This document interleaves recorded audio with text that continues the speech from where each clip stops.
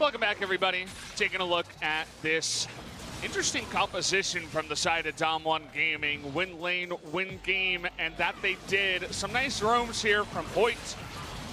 Able to make some good plays on the pike, which we don't see too often, but everybody was on a really hard champion and they made it work. It's one of those games where you needed certain things to happen in the early game for everything to slide into place. If mid and top are winning, like you picked them to do, then Punch can come in and kick, suddenly Yasuo flies in. Then Hoyt can come in for some nice ganks, like his play at level 5 into the mid lane. But if those things don't happen, you just lose. If the game goes late enough, you just lose. And that's why most teams won't even attempt to play a comp, like DAMWON Gaming showed here. But they pull it off. It's so important to not allow the momentum to be 2-game lead for BattleComics in this best of 5. And now they're not pressured to return to this style if they don't need to. That's why it makes the Game 3 draft so interesting. Because what side of DAMWON Gaming will we see in game number 3? Definitely puts fear into the heart of BattleComics as well, where they say, you know, I'm gonna get caught so many times in a row. I was nearly losing my mind watching Joker get caught over and over and over again. Dove here just disappears as Showmaker presses 2 buttons and gets rid of him and nearly kills Hollow. Sets up the wombo combo, and well, that's that moment in solo queue where you immediately slash FF and go next. Might have been an FF15 game in solo queue, but this one ends up comfortably going to the side of DAMWON Gaming. 12-1 kill score. Not a perfect game, but the perfect game for DAMWON, you'd have to think, to make them feel comfortable. Nice victory there. Game ended very quickly after the Baron. It's 33,000 damage. The enemy team did 16, 21, 24. Yep, the enemy team did less than 31,000 damage. Yeah, he did over 1,000 damage a minute. A very, very hard number to reach or, you know, surpass on the Rift. And, well, that's just another thing where you look at it and Showmaker making mistakes here and there, getting a little bit too aggressive from time to time. And then all of a sudden you see Syndra, which isn't necessarily super high tier, but gets played from time to time. He comes in and he smashes your team nearly single-handedly. Definitely is something to think about as Showmaker gets more comfortable here on the big stage.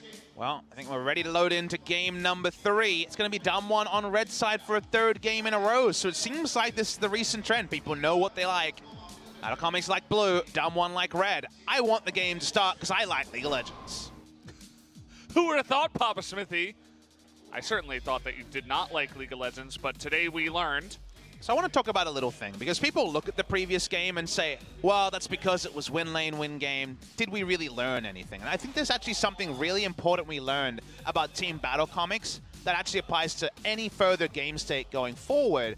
You might think, oh, what is it? Is it about champions? Is it about counter picks? But what I learned is, if DAMWON Gaming get ahead, we do see mistakes being forced out of BattleComics. BattleComics were rushed in their decisions. Remember, this Olaf was much further behind and yet still ran into the backline and died in a team fight rather than being able to actually cause too much impact. So I think DAMWON will be inspired and can take that away, even though recreating the game state from game number 2 is going to be really tricky. Take a look at the bans on the side of BattleComics. They take away Jace and they take away Yasuo. No longer are DAMWON Gaming going to get a chance to get a hold of those 2 picks. Olaf also being taken away from FLICKR, who gives a little smirk, saying, I can play a lot of other stuff, but curious what they're going to first pick here now after these new bans. Xayah and Ryze have both been dropped from the bans over the 2 games by DAMWON Gaming. First pick Xayah is what we saw in game number 1. And it seems like we'll see a return to that here. Of course, DAMWON Gaming could just repeat and steal away the Rakan again. There's no Yasuo Pike duo available. Yasuo banned by BattleComics in the first round.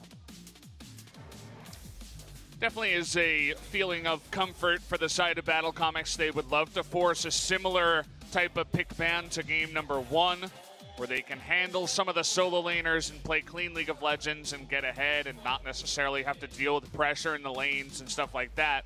I'm curious to see if DAMWON Gaming can try to, you know, push this draft into that kind of a stage and try to take some other big picks that can win lane. I wondered about this. Now, the Ezreal didn't really do too much on either team in the 2 games, so I actually like the pivot to Kai'Sa, and Kai'Sa Rakan Again, it's not the strongest 2v2, but they just got through Yasuo Pike. Kai'Sa Rakan is stronger than that, 2v2, so if they got away with one, why not try again? Because we just see Joker just default to Tahm Kench. It might just be Xayah Tahm Kench as a duo, and thus, I like the idea of DAMWON cribbing notes from Katie Rolster, who you remember against Gen G, with the first team to say, don't really care about your Varus Morgana, I don't think you can dive us, we're going to play Kai'Sa and you're going to have to like it. I like the same approach by DAMWON as on the side of BattleComics, we see an aggressive jungler. It's not a Sora champion. This is definitely on Flick jumping onto the Camille. Haven't been blessed by his Jax, but he has shown us a lot of other aggressive stuff. The Olaf and now the Camille into the jungle. The Shen looked good in game number 1, looked fantastic. It's so good alongside the Camille as well. And it was Olaf Shen diving in to extend the lead for the legendary Olaf. Gotta say, Shen Camille sounds pretty scary as well. So dive buddies there on the side of BattleComics. I just need to see some more good Camille jungle. We were treated to Haru recently, and basically no one else in Korea dares to play jungle Camille.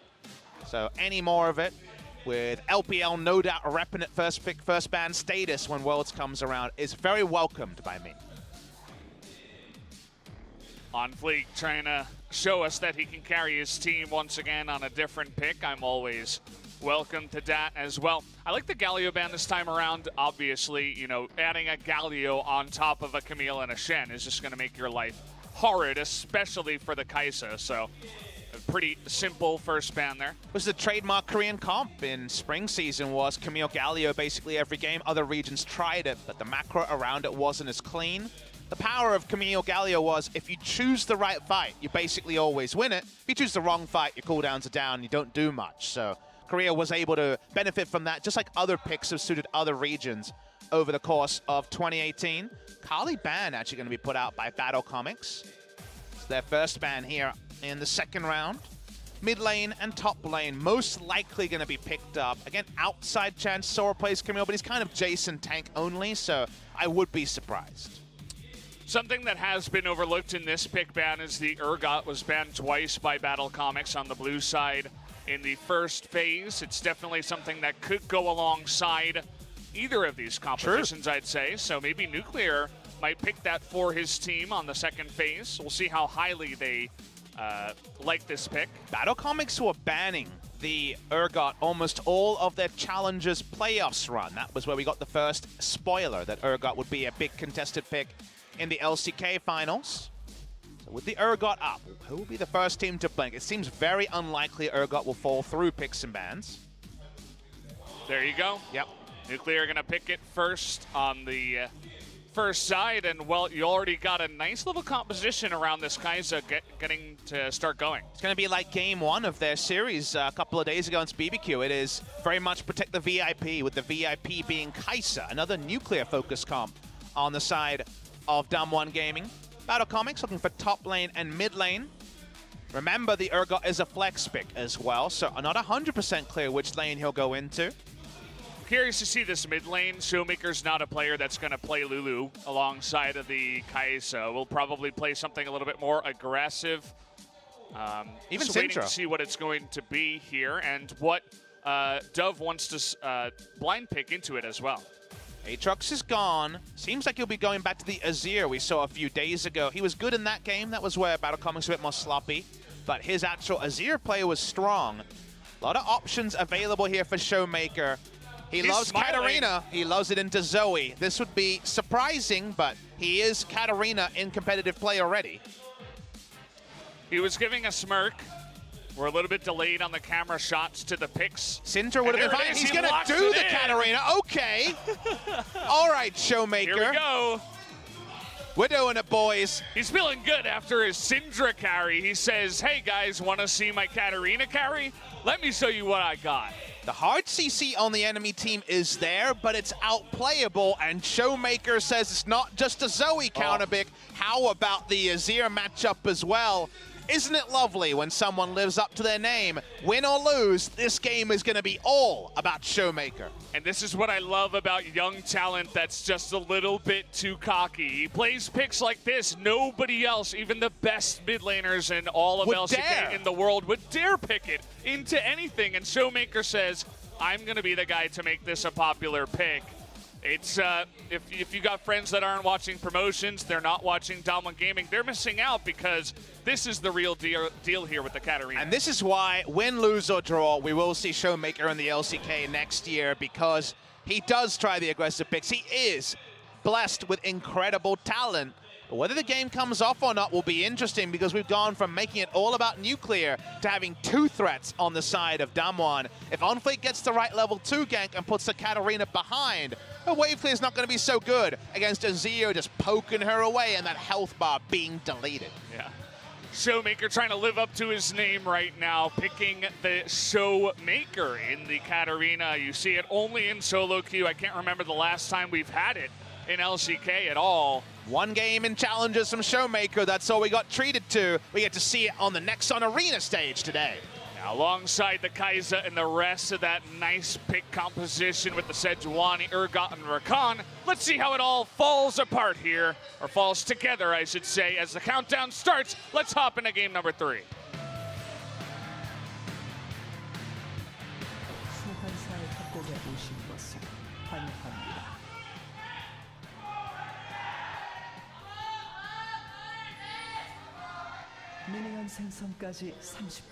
Well, guys, this is not really what I expected, although once we saw that 1 game, as you were saying, Papa, we thought maybe, just maybe, he would bless us with this Katarina in one of these games. Just seems like a really painful matchup, as he had been tuned down 1 billion times over the past, so soldiers don't do quite as much damage as they would in recent memory, but still going to be a tricky matchup. Ignite taken by Showmaker. Of course it's Ignite. He took Ignite on Akali against Lissandra. Looking at the start here is actually the taunt used at level 1 to stop the ward going down, and he gets the success there, so hashtag worth comes through from Joker. It's definitely pretty big. You can get a good read on where the enemy jungler is going to be if you can keep that ward available. We see a lot of teams on the red side trying to deny that ward as well. Going to be Ravenous Hunter and also second win from Showmaker. So it is a, yep, Azir's going to hit me in the face a lot. I'm a melee champion. Choice of runes coming through from him. Time Warp Tonic and the minion disintegration coming through from Doves. So all about dominating lane compared to sustaining through the lane between the 2 mid laners. On Fleek, level 2 here. And that means ganking time. He's going to be spotted, though. His sweeper does see the ward. He knows the jig is up. Thought about it for just a second. Waiting, maybe I can go in on this, but his bottom lane was pretty far away. So needed to make it work with no vision. Still going to get the Scuttle Crab on the bottom side, so he didn't waste all too much time in the play. No double scuttle, and they know where he's coming in from after the delayed ward went down by Hoyt. Could there be a less impactful duo laner than level 1 Flash Cleanse Shen? That seems like a really crappy lane right there. Yeah. Gets better as time goes on, and the W can be useful, but doesn't have W at level 1. I like how Punch, he knows that the mid lane Katarina against Azir is going to have 0 priority. And he's like, okay, the Camille can be so aggressive against me. There's no reason to try to reach for this Scuttle Crab. I'm just going to have to let it go and take the loss here. It's great for on Fleek, because that's one of the other things that happens when you have an Azir on your team against Katarina, is you just have your run of the play. Unless the enemy jungler is going to get really frisky, which Punch doesn't really seem to be that kind of jungler on this team. And again, we should outline the fact that Camille, the god tier pick over in the LPL, has very rarely worked in Korea. Only Haru has made it work, really, of any jungler. Scorers played it, a lot of junglers have played it, because Korean teams naturally play more defensively. Doesn't have hookshot yet. Doesn't have it available, but he finds Punch in the jungle. That's really what he wants to do here. The stun comes in. Katarina can't do much. There's the shuffle, and he gets the stun with the hook shot. First blood goes over to On Fleek. Man, that was really impressive. He went scuttle to blue, and then immediately to find Punch. And that's how you have to play Camille. You have to think about the kills and the dueling. You don't think about the farming. He just never expected this positioning, as you mentioned. Starts about the hook shot, but doesn't need it as Punch walks in to check for a control ward. Beautifully played, and maybe we can have 2 great Camille jungle players, because we need as many as we can get in the LCK. Well, On Fleek has 3 wins and 0 losses on Camille so far. And, I mean, having any new jungler that comes in and is good at Camille, I would love to accept them into LCK. Camille, Olaf, Xin Zhao. This is on Fleek, and his most famous pick is Jungle Jax. I don't say Jangle Jax. Jangle Jax. Hey, if we get to see it, maybe he'll be worthy of that particular title, but that's what he plays, and it's all about the gap close and the fighting. That's why whenever you see a Jungle Camille in solo queue, it goes feast or famine. It's just the reality. If it's farming out, even with a Tiamat, it's not going to be too fantastic, but if it's farming champions, free LP for you. Look at him, he's trying to find Punch again. Already bought a control ward, and look at the ping. He knows exactly where he is, even off of vision. Katarina can't react till level 6, so nope, they're saying, no yep. flash either, and no Arctic Assault just yet. Trying to block it. There's the stun. Katarina trying to get in. Here's the Azir now, and Katarina trying to get in with the Ignite, and it looks like a Fleek trying to flash away. There's the last Shun Po to pick up the kill, and double buff goes to Showmaker. Not ideal. I feel like he could have played around the Katarina a bit better there. He was always going to be isolated and go down when the Shun Po cooldown came back. Still, right idea, getting on top of the Sejuani, but she's matched farm. And now double buffs. The red buff in particular really big for Katarina for the health regen. Liking the aggression, but you make this play and Katarina gets the kill, and it's nowhere near as viable as if you get one kill and get out. Shutting down a Sejuani that's already died, doesn't have flash, just sits there and gives over the double buffs essentially to Katarina means that although now Showmaker doesn't have any summoners of his own, he's going to have a much easier lane to get to that point in the game, the mid-game for Katarina, that gets really scary. Definitely agree, Valdez. Again, the red buff and the health regen is the feel-good moment of that, really, for the Cat. Blue buff is a lot less useful, except for, I guess maybe in the early laning phases, the cooldown reduction on the Q can help with a bit of farming. I actually want to see a skill order, as people have changed their mind on Katarina's skill order many times. 3-point Shun Po, sometimes just Q max to get the wave clear. I get most of my Katarina information from Scar's stream, so always fun to watch.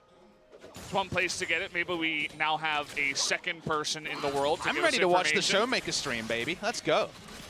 I wonder if he has a stream. If he doesn't yet and wins on Katarina, he'll get one soon. He will just be awarded a stream, even if he didn't want one. Just Q max. Again, this was a change. People have dropped Shun Po after the last Shun Po nerf. It's gone for Q for wave control because he just doesn't feel as good when you get the extra points in it. On Fleek, not to be pushed back, is still going extremely aggressive up against Punch here. Looking for that red buff, is actually going to start it, and Punch is really scared. He's going to have Katarina come in with him.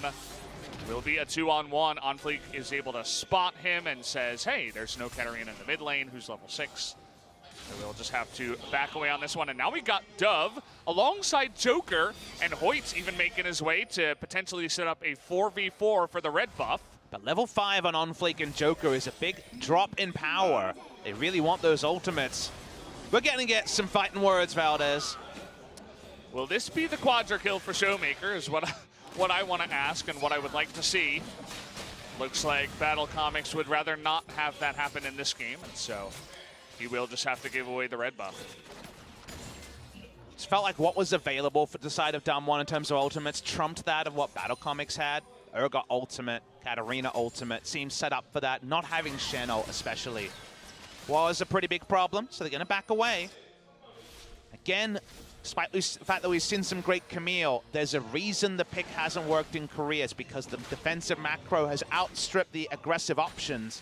In China, everyone takes a fight every time there's an opportunity to. That's just how they play it out, and that is to the benefit of the meta right now. In Korea, it's very much about timings and setups.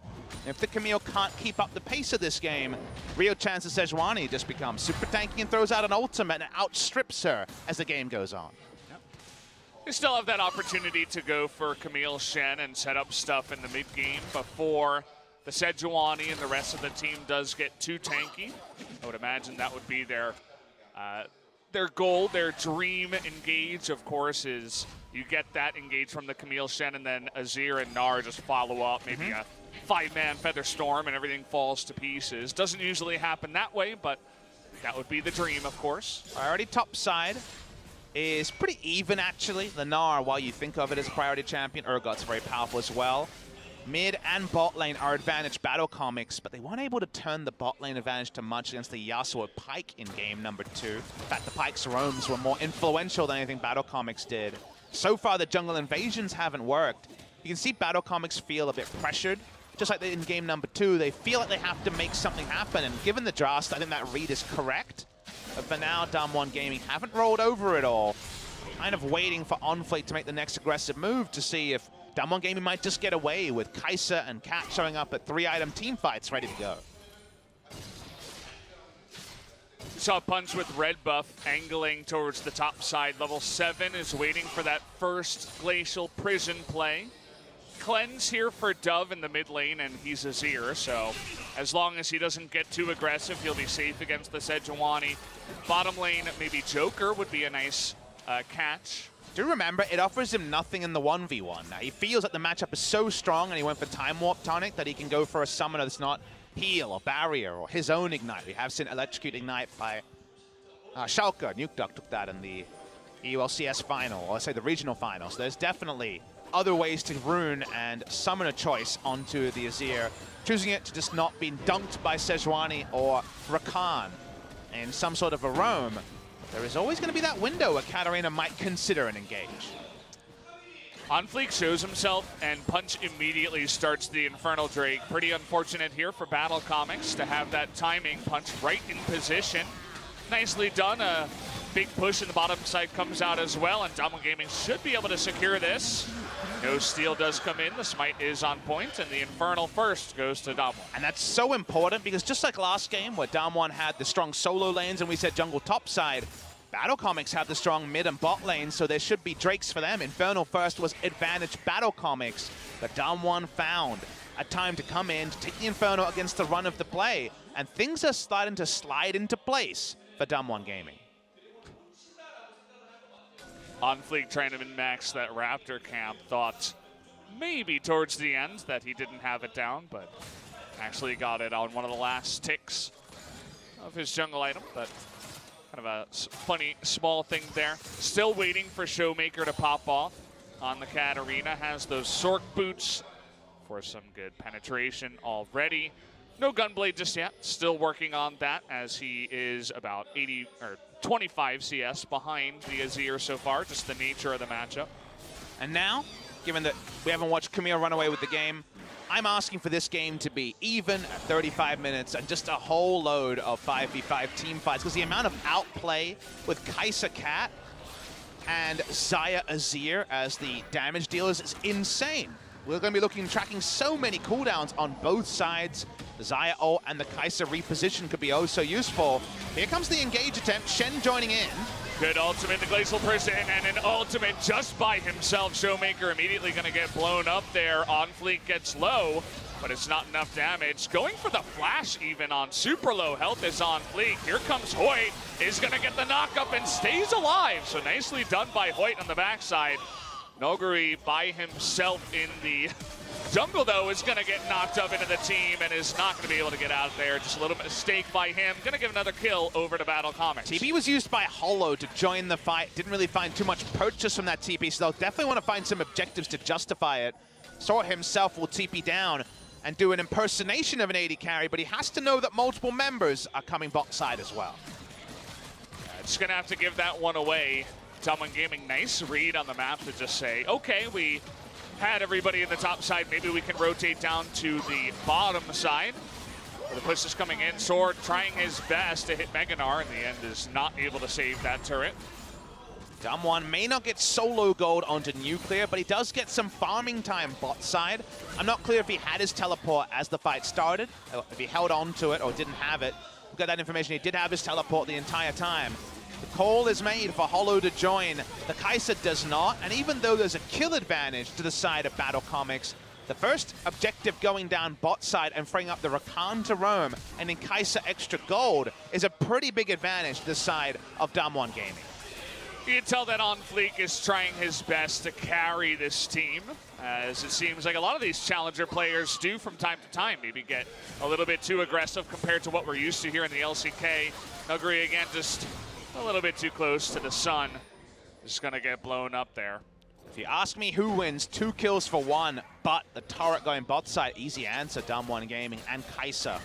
Getting the solo experience in gold. Able to close up the CS lead that Hollow and Joker with the Xayah lane were able to open up. Urgot comes down bot side. He's got a ghost now. He finds another summoner. The visual lag comes through, but the game is very close, so I'm going to stick with what I said before. Give me those 5v5 team fights. That's what I'm really loaded in for. I'm ready for them too. Got a very scary Azir. Already Nashor's Tooth ready, and Nuguri with no flash here, and Camille on his back should be going down. The teleport also going to be wasted by Nuclear.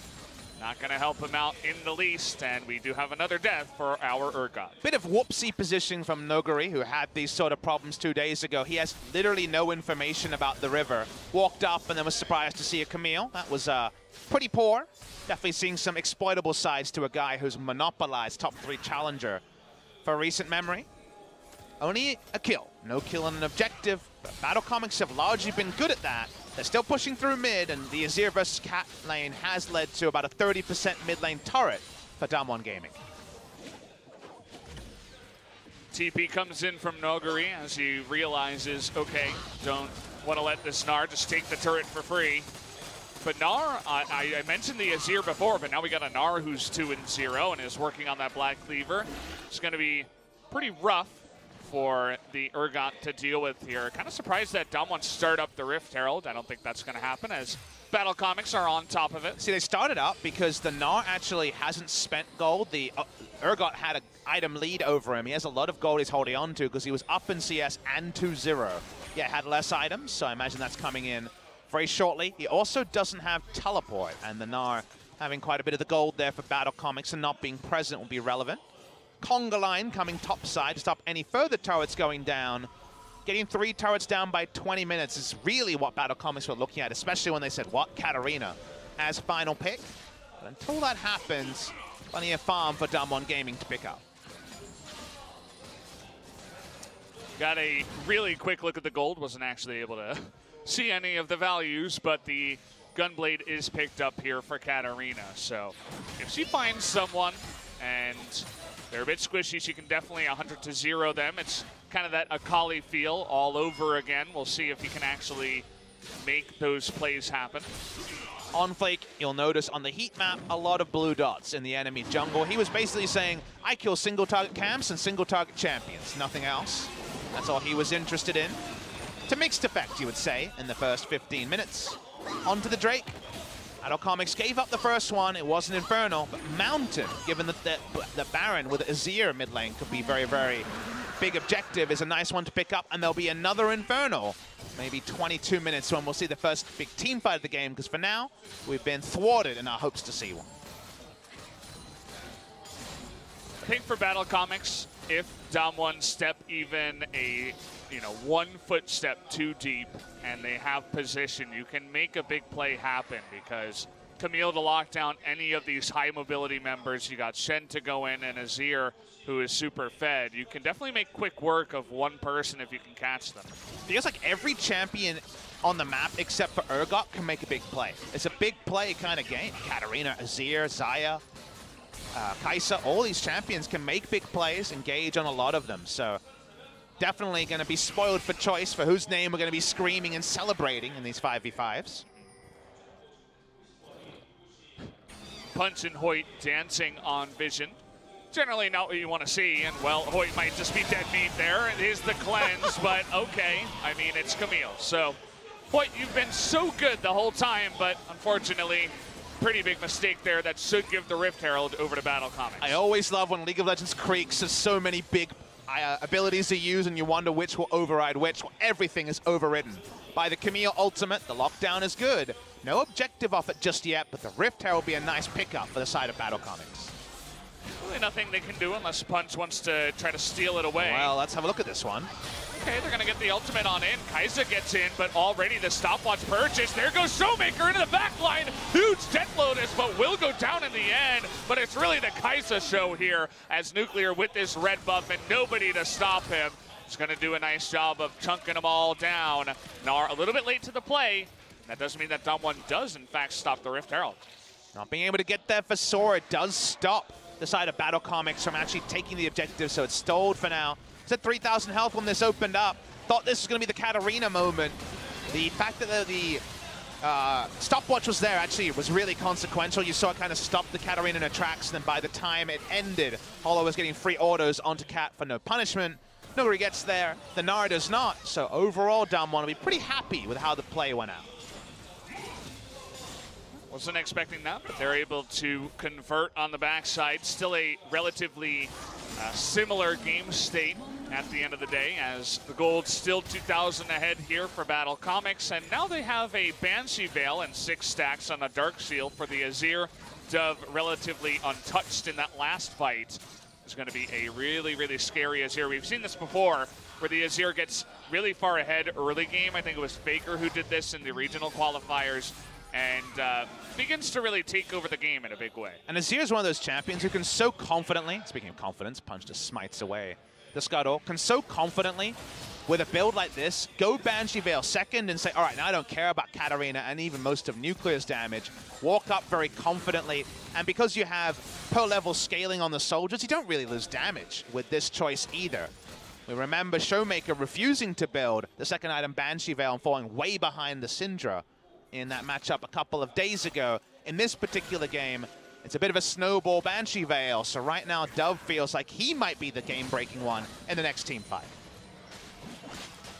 You give one carry game to OnFleek, you give the next one to Dove. Seems to be the way this team really does work together.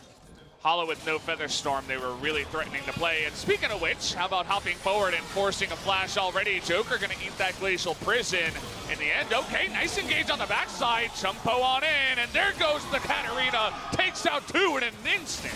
And that is what can happen with Rakan Katarina. As a duo, they just ruined the bot lane of BattleComics. They thought they could play 1-3-1 safely. There's no safety in this particular game with Katarina on patrol. They might just lose their mid lane inhibitor. Looks like it too. Nar's gonna TP onto the turret. Will it complete? Should get there on time.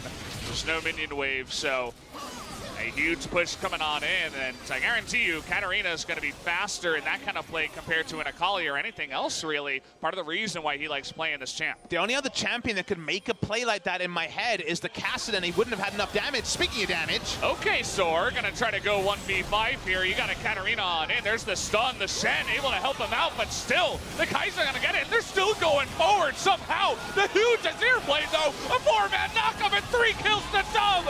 In the end, Showmaker, though, will take him out, able to trade back the kills, and this is the action we were looking for. We're popping off everywhere. The Azir was so big, as we mentioned. He gets a casual triple 1v5. They can't finish it off. Their answering kills go to the Urgot, but hopefully we can continue to see trades, because it's actually equal gold when we come out of the replay. All right, so let's watch and consider, because you see Nuclear go for a really short hop on the ult, and you're like, what's going on here? Remember that the resets on the Shunpo are the thing for Kat. She's able to uniquely do big damage on the chase. Before Kassadin has 3-4 items, he couldn't make a play like this. It's a very nice play pushing through the mid lane, and I thought this might be the game breaker for DAMWON Gaming, but Dove is just biding his time, and even though he's in melee range, he's so fed that he wrecks DAMWON Gaming, if not to the tune of a straight-up 1v5 pentakill. You can see that Soar and the rest of BattleComics, they're calling for it because Dove and OnFleek are just, especially Dove, is incredibly fed. Look at this player. Look at how much damage Azir does. His ult itself does over 1,000 damage across the whole team. Yeah. Man, you have something like Cleanse, another heal, another Shen ultimate, and maybe Azir just kills everyone. Not able to do so, but look at the gold. It's basically even. That means the next fight is just going to be as fiery as the previous one. Showmaker now looking for any kind of entrance into a fight where he will not get Emperor's Divided. Oh boy, Hoyt, though, you are going to have Cleanse, but you are not going to have a life. It's not going to be enough. Finally gets that Emperor's Divide onto Punch here as DAMWON Gaming not going to consider an entrance into this fight, as it goes very, very one-sided to BattleComics. So easy on the eyes, almost a kill a minute. We're seeing really fun stuff here between BattleComics and DAMWON. To the victor, the spoils, the first person to engage. The team fight has been won by the team that goes in first. Get the first 2 kills. Hoyt has a Cleanse and a Dream, but won't be able to get away from the Camille ultimate for the, it feels like, 4th time this game. The Smite is dead. Their Baron damage is huge. They have Infernal Mountain. They're going straight to the Purple Worm. They're going to start it up here again. This is every Katarina's wet dream. We'll see if she can get that engaged, though. Trying to get close. It's only going to be Joker trying to zone them out. Wasting time. In the end, not able to do anything, really. Joker even going to flash away, but there's the ultimate from Nuguri, and there's the huge Death Lotus in the back. But Nar trying to shut it down. They're going to get Nuguri in the end. Cat's The still alive. Showmaker is still alive, looking for the resets. He's going to get one with the 10 health shield. Is going to get a double kill here. Is Nuclear actually on the back side, but the damage coming out in spades by Showmaker. Katarina doesn't go down. She buys so much time. They may have got the Baron, but they're not keeping the buff. Only one buff is left after all of that action. DAMWON Gaming push up. They're melee champions, but they want to take a turret and get an objective as well. Well, let's take another look at this one. The key ability here is not the first one you think, because it goes on, the Baron is taken. But notice the key ability, Valdez. The key ability is Urgot ultimate, because he flashes in for the fear onto multiple members. AoE fear plus a Katarina. How about a pentakill? Thankfully, the Gnar had his ultimate there. Otherwise, it would have just been the pentakill, basically, as the Katarina did come in, but... oh, he's actually going to get the stun. Who wins this, though? Nuclear, he's cheating. He's got a Shen in his back pocket. That's not fair. On Fleek probably still would have won the fight anyway, but a nice little pick for the side of BattleComics. All right. You know, I don't get to be an LPL caster, so a couple of years now, I'll get an LPL-esque game here. I'm a big fan of games like this because it reminds you that one way you can play League of Legends to keep fighting until you got better items than the enemy, and then they can't fight you, and who cares if you can see them or not? You know you'll win the eventual 5v5 fight. And I feel like both teams, the moment the Katarina came in, nodded their heads and said, I see how you want to play this game. We can fight dirty too. More than a kill a minute. The last team fight was dominated by the Katarina at the end. And we still have no idea which team will win. The only thing we do know is this Infernal Drake's looking pretty attractive to both DAMWON Gaming and BattleComics. It's been a fiery game so far, double Infernal, and just non-stop action here. More than a kill a minute now, 27 and 26. And I wouldn't be surprised to see another fight break out here as Punch looking for that engage is gonna miss actually on the front side and take a bunch of damage. So he will not have that engage in the end. Soar without his teleport. They could have tried to fight force a 5v4, but not quite landing the ability. Is it kind of weird that I liked having the camera on the Gnar because it felt like a quiet moment? It feels like this has been an action movie with no quiet moments. Where's the character building and the sympathetic, you know, my daughter's having a rough time, action hero? Well, it seems like the Gnar is the only person to play alone. He's going to be grouping soon. I think the fight starts here. Okay, on Fleek in the back line too. Gets the huge Emperor's Divide. Look at Showmaker though, looking for the Death Lotus. Not able to go for it just yet. Still alive. Okay, he's gonna get the feathers in the face now. Hollow trying to save this fight, but it's actually gonna be Nuclear with this rapid fire cannon. Able to get into the backside and just shred the enemy team. Soar gonna go down as well. And we've been screaming Katarina, but this time around the quadra kill to Kaisa's Nuclear's Kaisa. Turns out that Showmaker was just the prop buddy for the real last action hero in Nuclear in this game. Someone has to swoop through, and when you can get 6 stacks of Ginsu Rage and the Hurricane, if all eyes are on Katarina, the machine gun and melee range is actually Nuclear. Gonna watch the replay here. Big engage onto Dove as OnFleek dives in. Yes, I realize that's confusing. Look at the bounce there. He tried to go into the backline, did Nuclear, but was bounced back because of the Camille ultimate. When Xayah gets the feathers through and Katarina goes down, you think it's all over, but Nuclear flashes into basically melee range, takes them down. The plasma is popped. Nuguri, who has not been discussed ever since his death in the bot lane, is still a bouncer. He's still a setup person, and is slammed down by Nuclear. The amount of space and the Runaan's Hurricane for Nuclear just allowed to shred that entire front line, and Showmaker unfortunately not able to get the full reset and just ate too much damage from the Xayah towards the midpoint of that fight. Big brain Papa Smithy, who went in first. It was DAMWON Gaming, and they won the fight. Well, how about this? Joker, he's got a cleanse of his own. This doesn't count. There wasn't a fight. Okay. Sorry about that. Hyping up the non-fights. Joker just playing with our hearts. Cleanse a little bit late. I'm like, okay. Trying to bait in the enemy team. I guess that's what he does for this BattleComics team. All right. take a deep breath. You can relax a little bit. More shouting coming this game. I would say probably 2 to 3 more shoutings, and then we should be done with it. But still more games coming up. It's only game number 3 in a best of 5, guys, if you're joining us late. We're seeing a lot of engage, and DWG Gaming aren't seeing a whole lot of anything. Punch now finds Joker. BattleComics just running into the enemy jungle, not scared of anything, even after all this action has come onto the Rift. Just gonna rotate and pick up another turret basically for free. Take a look at Showmaker's positioning on the backside. Would love a nice little flank, especially with the Infernal Drake about to pop. Don't have the overlay up, but you can visibly see an important cooldown, important item here, and the Guardian Angel has been done by Nuclear to allow him to dive in. We mentioned the Infernal for a fight. They kill it too fast. There won't be a fight. Hoyt looking for a flank on the Rakan. Good catch on Fleek. Yeah, that's going to do it. In comes Nuclear. Makes it look as easy as you'd like. No way for him to get away from that one as Hoyt pulling off some Ignar plays with the nice little flank. Big mistake from OnFleek to try to flash away from the Q coming through from the Kai'Sa. You're going to go down one way or the other. His death there was basically written in blood. Dub trying to pick up farm where he can. He's close to his 4th item. 10 stack on the Dark Seal is gone. Only 3 now after the latest death. Last fight might have been all about Showmaker. About Nuclear, sorry, but Showmaker himself, who's been behind in CS, hasn't picked up as many kills, is going to only pile on threat. Seems like the Zonia is coming up for him for a reposition in the next fight.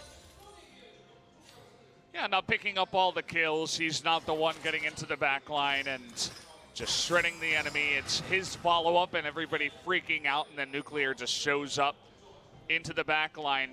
It's a nice little combo, you know, you talk about the one threat Kai'Sa compositions that just build a bunch of tanks and supports around him, but then you have this Katarina to worry about as well.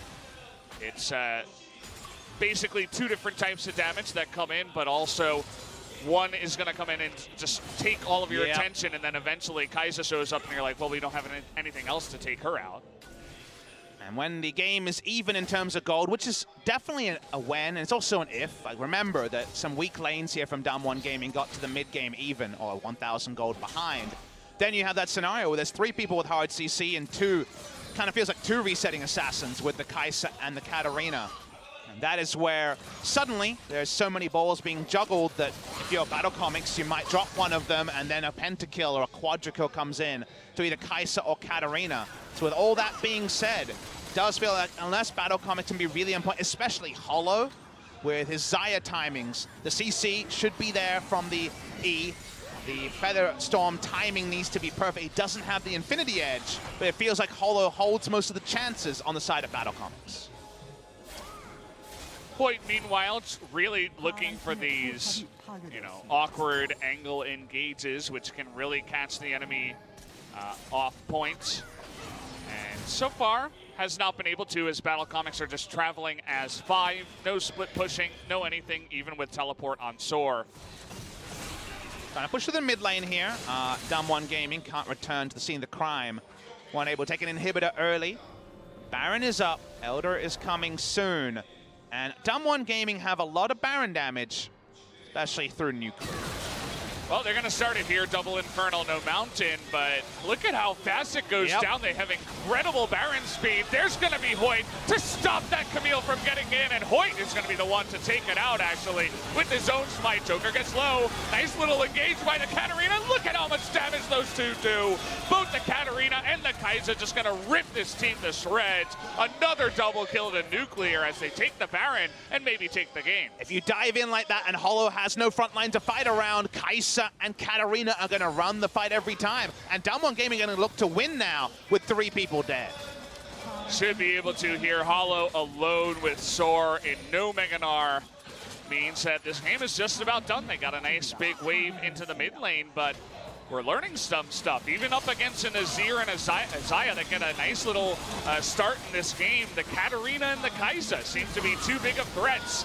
Looks like they're going to be able to take down 2 more members as Soar should be going down. There you go, Showmaker and Kai'Sa able to take them out. There you go, 2-1 in favor of DAMWON game. If you opt into the Fight Club against Katarina and Kai'Sa and don't come out with 3-1, 4-1 leads in the early game, don't be surprised when it gets to the late game and that Fight Club is stacked against you by the time they came to contest the Baron.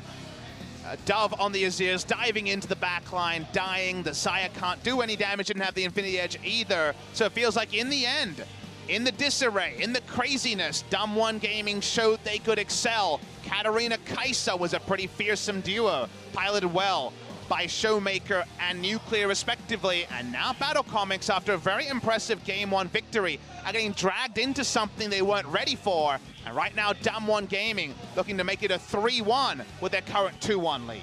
That is absolutely the way it feels. DWG Gaming just controlling the draft and controlling the game on their terms. On Fleek trying his best early game to get super far ahead of the Sejuani, but eventually got shut down. The double buff and the kill going to Katarina, and ever since then, even with the Fedazir, it just felt like they couldn't do much. Big shout out to Hoyt, who swapped to Smite, interrupted the enemy Smite, came back and smited it himself. Hooray for Unsealed Spellbook Rakan, but very well pulled off.